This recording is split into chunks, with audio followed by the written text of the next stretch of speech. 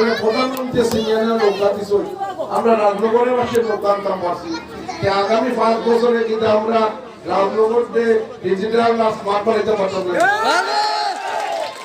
আমার পয়লা ওয়াদা আপনারা লোকে আমি অলরেডি এটা প্ল্যান করছি এবং আমার একটা সিদ্ধান্ত নিয়েছি এই 14টা বাগানোর আমি যদি নির্বাচিত হই প্রথম আমার যে বরাদ্দ উপজেলা পরিষদে থাকবো 1 কোটি থাকুক আর 5 কোটি থাকুক সব বরাদ্দ কিন্তু আমি এই 14টা বাগানে কিন্তু এবং আমরা এমপি সাহেবরে অলরেডি আমি কইছি যে আমরা বাগান সাইডটা দিয়ে আর দিব এরপরে আমরা আস্তে আস্তে বাকি উন্নয়ন করবো পৃথিবীর মাঝে কারণ হইল